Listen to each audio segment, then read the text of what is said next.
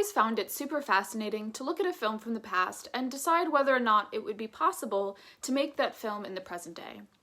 There's a lot of films I want to explore from that lens, from all different genres, countries, and decades. Another interesting question you can ask of any film, though it's certainly not as common, is, would this film make sense in any other time period?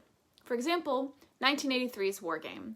I'm not going to get into it too much as I want to make a separate video on the film, but essentially, it's a thriller starring Matthew Broderick, where his character, David, accidentally activates the nation's nuclear arsenal through a seemingly harmless computer game. It's a great film. As this takes place during the Cold War era, as well as heavily relying on the technology of the time, it would certainly be difficult, if not impossible, to make that film set in the 2020s. Today, however, I want to combine those two questions. Does it hold up / can it be made today? And does this narrative make sense outside the time it was made? For another 80s film, Red Dawn. Made in 1984, this action war film also heavily relies on the Cold War setting. However, unlike War Games, we don't have to speculate on a remake because it's already happened, and I am not counting the direct DVD War Games sequel that is impossible to find. Despite the fact that I can't imagine anyone asking for this, Red Dawn was remade in 2012. Starring the stars of the day, mostly similar to the original, the remake remains a war action film, though as we'll get into it, makes some pretty overt and frankly baffling changes. With the original film, I want to discuss whether or not it holds up for a contemporary audience, because I think you'll quickly see it is deeply entrenched in not just the Cold War, but the era of overwhelming patriotism and the Reagan presidency, a few steps away from where we are today. Now, of course, the current audience doesn't have to completely relate to a movie's premise in order to enjoy it. However, if you're so far removed from the beliefs and the culture of the time, it can certainly lessen the enjoyment. But we'll get more into that. In terms of the 2012 film, that's where we can delve into the need for a remake, because unlike speculation with movies like War Games, we can directly compare the two movies. If you take it out of the 80s Cold War setting, does it still work? And was the original movie even effective to begin with? Let's start out with a quick premise. As previously stated, 1984's Red Dawn features some of the biggest stars of the time. Patrick Swayze, Jennifer Grey, Charlie Sheen, C. Thomas Howell, and Leah Thompson. All of them would go on to equally successful careers with no controversies in their future. Though Red Dawn can be a deceptively complicated film, it essentially covers an alternate universe where the USA is invaded by Russian and Cuban troops during the Cold War. A class of high school students are learning about the armies of Genghis Khan, something I'm sure won't be applicable later on in the film, when suddenly enemy troops parachute in and begin a massacre. A group of friends manage to escape and eventually form a resistance group they coin the Wolverines. As World War III commences, the Wolverines manage to pull off a series of successful missions, attempting to save their small Colorado town, and perhaps, eventually, the world. Unlike what many may predict, including a 13-year-old me who was obsessed with C. Thomas Howell in the Outsiders film, this movie does not end well. Major spoilers, almost everyone dies. One by one, the Wolverines are taken out by the enemy, leaving only Erica Mason, played by Leah Thompson, and Danny Bates, played by Brad Savage. They make it out to the free zone, leaving their fates unknown.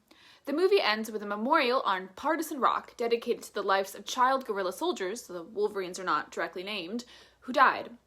It is implied the conflict was eventually won by the US, as the memorial says something about the early days of World War III. The American flag is shown, and the credits roll. God bless. As someone who had to watch this film again, I had rewatched it last year as well, as my first instinct, do I think it holds up? Not exactly, no, but I think it's more complicated than that. While I think the premise of a teen resistance group is certainly compelling, I believe it to be pretty bogged down by how of the time it is. And while I'm sure that's nostalgic for many, including my parents, I wouldn't say that necessarily makes for a timeless or even well-made movie. Let's take the Cold War out of the film for a moment, though it's difficult. Does it work? In theory, this film is certainly targeted at a teen audience, and I think it's been made pretty clear that themes of war, resistance, and the relationships that form out of such a conflict really work. As someone who grew up in the late 2000s and early 2010s, dystopia was everywhere. Maze Runner, Divergent, and perhaps most importantly, The Hunger Games. While many might remember the latter as a trilogy about young children being forced to kill each other in an arena each year, all of the books, particularly the last one, deal a lot with underground work and resistance as well. Throughout history, there has always been division among the people. Classism, racism, and other forms of bigotry that often create a split between the upper and lower class, or more specifically, the ruling class and government and those below. The stories have always resonated with readers and viewers, and unfortunately, I think they always will. Of course, some of it is the fact that people enjoy thrilling stories, as well as the romance that blooms from difficult circumstances. But I believe it's also the universal themes and messages of standing up for what you believe in and speaking for those who can't. There are elements of Red Dawn that work. Basil Polidori's sweeping orchestral score has remained one of the most memorable of American action films, and it really sets the tone for the movie. The setting of the fictional town of Calumet, Colorado, makes for some beautiful shots of nature, as well as some very unique fighting sequences. Lastly, it is easy to see how an audience, particularly teens, may be drawn into the dynamic of the Wolverines, a group of charming, conventionally attractive resistance leaders. Some of the characters are certainly bland. When revisiting the cast, I could hardly tell you how Andy, Daryl, or Danny were involved, and the script was not always easy to work with and incredibly heavy-handed at times. But there were definitely standout moments. I bought the romance between Jed, Patrick Swayze, and Tony, Jennifer Grey, and especially in the second half, there were some great emotional beats featuring those two characters. Additionally, as much as I loathe to admit it, Charlie Sheen also put on a pretty good performance, and I enjoyed the relationship between the two brothers, Jed and Matt. I remember being particularly traumatized by their deaths as a kid, but I appreciate the playground setting, showing that all of these soldiers are ultimately just kids. See, the movie does some things right, sometimes. However, more than anyone, I really have to hand it to C. Thomas Howell as Robert. If anyone was pulling the emotional weight of the film, and perhaps this is a hot take, I believe it was him. Though it was already well established from his starring role in The Outsiders, Howell can really hold his own, except for making smart decisions lest we forget Soul Man. Talk about a film that doesn't hold up even for the time. Though I can admit that most of the characters' development is pretty limited as there is a large cast, you see Robert go from a compassionate, soft-hearted boy next door to a revolutionary hardened by the war. Seemingly isolating himself from the rest of the group, almost hungry for the next kill, he dies alone. The scene where he breaks down after learning of his father's death, who had helped them escape in a previous scene, was particularly moving. All that to say, I think this film had elements that could have been molded and shaped into something that would stand the test of time. What firmly cements it in the 1980s, however, is not just the Cold War era. Well, director John Milius, who also famously and perhaps ironically did Apocalypse Now, has stated this was an anti-war film. It comes across as anything but, at least in my opinion. Perhaps you could argue that the fact that most everyone dies shows the pointlessness of war, and it certainly was a bold move on Milius's part. However, I would like to argue that ultimately there's just too much in the film that goes in the opposite direction and glorifies war, or, at the very least, wants to make America a martyr in the process. I would once again like to state that not every movie has to resonate with every time period, but perhaps it makes it weaker. Let's decide that together. The strong pro-America stance, and dare I say, propaganda, starts at the beginning. The movie opens with a quote from Teddy Roosevelt himself, stating, "Far better it is to dare mighty things than to take rank with those poor, timid spirits who know neither victory nor defeat." As the credits roll with the triumphant score, we settle on scenes that are clearly meant to display the American spirit, the beauties of the West, the fall foliage, the mountains, the rolling rivers, and perhaps most overtly, American suburbia. The streets of small-town life, a mural of a cowgirl, a newspaper boy on his route, mothers walking their children to school, and of course, a statue of Teddy Roosevelt. Though it is without words, the movie already says so much, because these visions of idyllic American life are soon to be threatened and then destroyed. This is most definitely not the last time this film uses strong American rhetoric or imagery. To name a few, the bumper sticker about taking my gun out of my cold dead hand, though perhaps that has stood the test of time more than anything, unfortunately. Mr. Eckert, father of Jed and Matt, screaming, "Avenge me!" as him and mostly white men sit in what can only be described as an internment camp. The plethora of American flags on display, the rebel radio playing instrumental patriotic ballads as a form of entertainment, a group of citizens dying as they sing America the Beautiful. I did laugh at that a little bit. And perhaps most egregiously, the film ending with the American flag taking up more space than the memorial for the dead kids. Though they couldn't have known this at the time if they got anything right, it certainly rings true to how the American system sacrifices children through things like school shootings, immigration and the threat of ICE / separations of families, the damaged foster care system, and on and on and on. Look, I don't want to be naive about the time this was made. It's clear that this film is inspired by the political dread of the 1980s. Back when the Cold War was ongoing and American paranoia regarding the Soviet threat still felt close to home. Watching it now, however, it's less of a feasible war thriller and more about the delusions bred from Reagan-era mania. Because of this, any timeless themes and motifs are washed away by how nonsensical and patriotic this film can be. I get it. Something about the film's what-if scenario is certainly compelling. And I know for a lot of people, this is a turn-your-brain-off sort of action-adventure. But ultimately, for me and much of the contemporary audience, it's equally as insane and overblown. What is perhaps my biggest issue with the film is that it tries to present America as the underdog, a nation that is invaded and forced to fight against the odds. And though perhaps the movie intended you to put away the complexities of world politics, this really is ridiculous. The concept that America, at least in the 20th century, a vast domineering country known for controlling and invading other nations, would be forced to rely on a group of plucky resistance fighters from the mountains is a pretty steep departure from logic. Especially when this movie, doomsday premise aside, is fairly grounded. Did people really think this was going to happen? Really, I'm asking. I've talked to my parents and they've recollected the days of school drills and hiding underneath your desk, so perhaps this is really how everyone felt. Everyone's deepest, darkest fear. But I really struggled to understand how anyone thought it was possible for America to be invaded. Because as much as I have my issues with our system and overinflated military, it has made it very difficult for anything like this to ever happen. Now, I will give some leeway on certain elements. For example, there is a lot of gun talk. A lot of, "you can take this gun out of my cold dead hands," and bumper stickers about loving guns. But I think this is less of the conservative rhetoric we are used to surrounding gun control and more of a nation not yet ravaged by government incompetencies surrounding gun safety and the rise of mass shootings in the US. They also lack a nuanced view of communism and threw the word Marxist around a lot, but I understand tensions were high and there was a very limited understanding of that in the American education system at the time. Now, I'd like to get to the other movie someday, so to wrap it all up, here's my perhaps controversial take on creating such a film.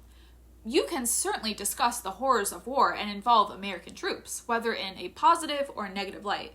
John Milius has literally done it before.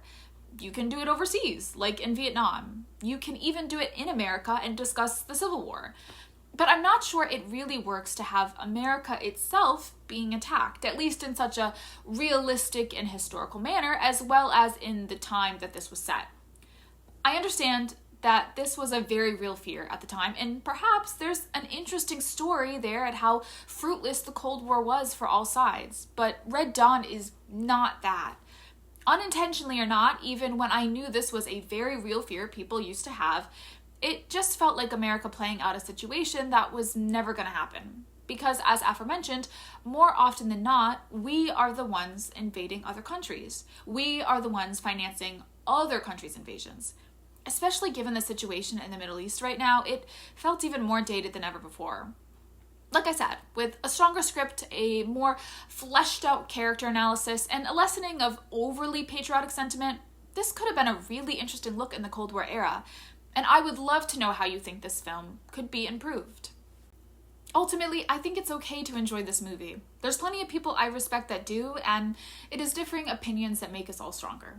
I simply think this is weaker for how much it holds on to the traditionalist views of the time. And as there is an interesting premise buried somewhere in there, I simply think that's a lost opportunity, especially with such a great director at the helm.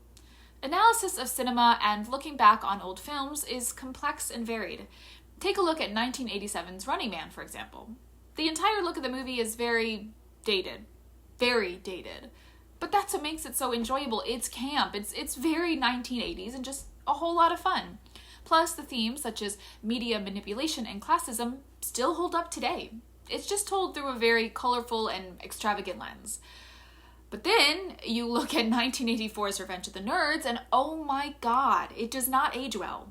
At all. Not to mention its very deeply concerning morals. Fortunately, there are plenty of other great movies to turn to if you want your fix of 80s teen media. Not everything has to age well. Movies can be a lot like time capsules, and that's something I love about cinema. I only find it wise and intriguing to study whether or not that can inhibit a film's presence as we move forward. Perhaps not all films are meant for such a fate. Is Red Dawn an educational, if not slightly silly and bloated look at the paranoia of the time? Or is it harmful in its stated views of unquestionable patriotism and staunchly black and white political ideals? I would love to hear your thoughts and interpretations, especially if you grew up with this film. But wait, there is still 2012 Red Dawn, the remake that no one wants to remember. Honestly, I wouldn't be surprised if most people hadn't even heard of it. And I'm here to argue, while there are issues with the original, the remake of almost 30 years is much worse. No surprise there. And significantly more outdated. You think they would have learned a little bit more about nuance by 2012? Since the dawn of time, remakes have been controversial. Why rehash something when there are so many unique and original concepts out there? Of course, there are many possible reasons for a remake, and though our minds often wander to nostalgia bait and live-action Disney remakes these days, not all of them are bad. Perhaps the most honorable reason for a remake is using what we've learned as a society and expanding upon the original idea. Though they are very seldom talked about, there are plenty of remakes that people prefer. A prime instance of this is A Star is Born. Well, I will take a guess that you were either thinking of Lady Gaga or Judy Garland's rendition. There have actually been 4 versions spanning from 1937 to 2018. And I can't say I've ever heard of anyone preferring the Janet Gaynor film. Made in 1937, 1954, 1976, and 2018 respectively, the A Star is Born cinematic universe is also an excellent example of how remakes can reflect the vastly different eras they were made in. Then there is Dune, which expanded upon the lore of the novels and, of course, had access to visual effects the original 80s film certainly did not. The Producers from 2005 was a movie musical inspired by both the Broadway musical and the original film from 1967. While I love myself some Gene Wilder, I really do think the narrative works better with music. And lastly, while I adore the 94 Little Women, Greta Gerwig's 2019 remake added a lot to the narrative. She played with time, added more agency to the women, particularly when it came to Jo and her relationships, and extended some much-needed sympathy towards Amy March. Such remakes, while expanding upon the ideas formulated in the original material, also tend to improve other dated tendencies such as a lack of diversity. A notable example, though it comes in the form of television rather than film, is A League of Their Own. While the 1992 film is fantastic and truly stands the test of time, the TV adaptation decided to not just focus on the sexism at the time and women's roles in society overall, but the stories of queer individuals in the All-American Girls Professional Baseball League. And this is true to life. There is a great documentary called The Secret Love about this, which I would highly recommend, as well as the Black women in their own identities. It is absolutely beautiful, though of course it was canceled. Some remakes are not terribly different from the original source material, and that's not a bad thing. It's simply a different interpretation from a different director. True Grit or Suspiria are prime examples. Of course, this can become too extreme and delve into the dreaded shot-for-shot remake that we tend to see today, namely from Disney. An infamous example of this is Psycho. Though, of course, that can get us into a whole nother conversation about the concerning influx of horror remakes this past decade. Red Dawn 2012 is remarkably none of the above. Despite being made 28 years later after the original, they improve on quite literally nothing. Before we delve into the narrative, let's look at the casting. While Josh Hutcherson of Hunger Games fame is completely innocent, and Chris Hemsworth is a worthy addition, I couldn't tell you one thing about the other Wolverines, except that Josh Peck should have stayed on Nickelodeon. With 5 primary Wolverines, they are all white. While this is already absurd for the 2010s, or any time frankly, That already makes them worse than the original because at least there was aardvark. It's truly the bare minimum, but it's something and somewhat remarkable for the 80s. The two female characters played by Isabel Lucas and Adrienne Palicki have less agency than their counterparts in 84. And as I've already hinted at, the acting overall is much worse. With that out of the way, let's finally focus on the elephant in the room.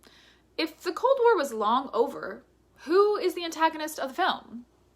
North Korea. Oh.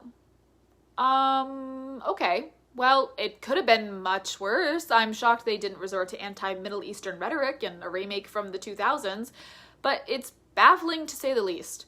Because while people are aware North Korea also has nukes, and we certainly aren't on good terms with them, I never felt like it was at the same level as the Soviet aggression and paranoia of the Cold War. Of course, I only have my perspective, but we certainly never did drills in school, nor have I ever really feared for our safety from them. I would love to hear if other people feel differently because, while I have my issues with the film, at least the original Red Dawn did reflect the very real paranoia of the time. A remake, though unnecessary, could have brought more thought and nuance to such an issue. But instead, it's the same movie, shot worse, with worse acting, less nuance, and baffling political commentary.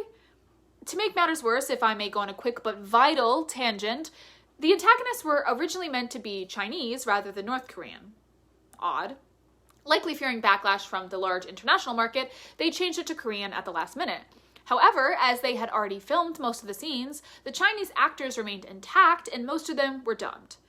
This is a concerning interchangeability between ethnicities and seems to point to the prevailing and wrong myth that all Asians are the same. More racism, I fear. Red Dawn is such a product of the time. I just don't know if it's a feasible remake.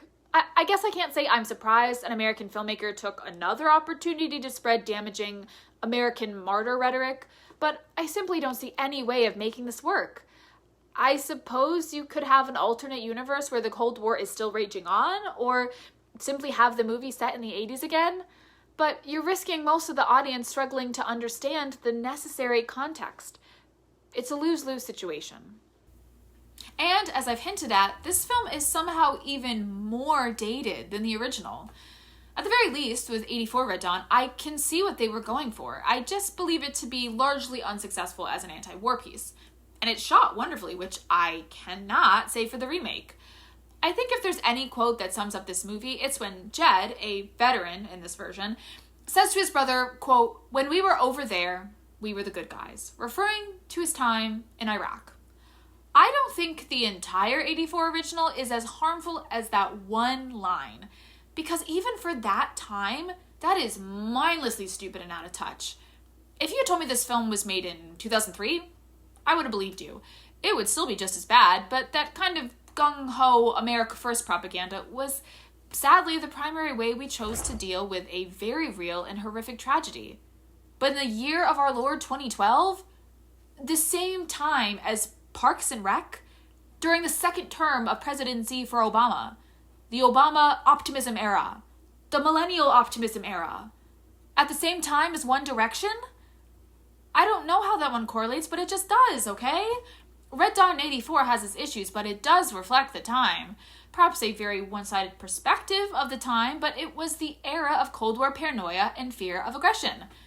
In 2012, I was certainly worried about the supposed end of the world, but North Korea and ground invasion, I was not. Honestly, I'm not sure what else there is to say about this remake. It is somehow both terrifically bland and mind-blowingly offensive and out of touch. I suppose there are a lot of elements of this film I could complain about. The fact that Jed's dad is presumed to be some type of farmer and working class in 1984 and is now suddenly a police chief. Subtle. How this movie chooses to focus more on weapon training and fighting and empty action rather than the Wolverines themselves. The heavy reliance on the US military and veterans, which was not nearly as present in the original. Or perhaps most poignantly, the ending. A group of resistance fighters racing towards a North Korean concentration camp, American flag in hand. This somehow both gives January 6th vibes and is also sadly ironic, as any camps in America are currently used to detain refugees, immigrants, and sometimes random people of color that ICE deem to be a threat in inhumane conditions. That's my biggest concern with this movie. Red Dawn was based on some truths, or at the very least what people envisioned the truth may become. The remake, on the other hand, is frankly a conservative wet dream. It's a fan fiction where the Revolutionary War took place in the 21st century because for whatever reason, people cannot seem to let that go. It is a low-budget, unsubtle advertisement for our military system. It is a play for Americans to put on while similar travesties happen elsewhere every day. It is empty of humanity and uncomfortable, to say the least. So, where does that leave us? Well, I can certainly state that Red Dawn 2012 was unnecessary and a disaster of a film, and somehow ages worse than its predecessor. Can a Red Dawn film be made successfully? I suppose. I think only if you set it during the Cold War. You would have to add a lot of historical context, as modern audiences are not going to be as aware of what Americans may have felt at the time. And I think adding more nuance to the characters on both sides, showing that everyone is ultimately human, would work really well. But you're still stuck with the insane concept of America being invaded in such a manner that a group of tanks and paratroopers would successfully take over in such a quick amount of time. Though I suppose the benefit of cinema is allowing ourselves to look past certain things and revel in the fantasy. Ultimately, however, I believe it's best left in the past. There's plenty of original opportunity to discuss the complexities of the Cold War. As far as the original goes, I'm sure there's lots of people who will disagree with me. I know my parents do, and that's okay. I think to state that it lives as a time capsule is okay with me. I don't think it holds up, nor do I find it to be a particularly strong movie, but I admire the intent, especially after enjoying the remake. I think there are a lot of perspectives to come at it with, and I would love to hear yours. This has been super interesting to delve into, and I hope you enjoyed it. I would love to take a look at more films, whether to see if they hold up or how they would work, if at all, in a different time. Let me know if you have any suggestions, and if there's one more thing I can request. It is to please, for the love of God, avenge me.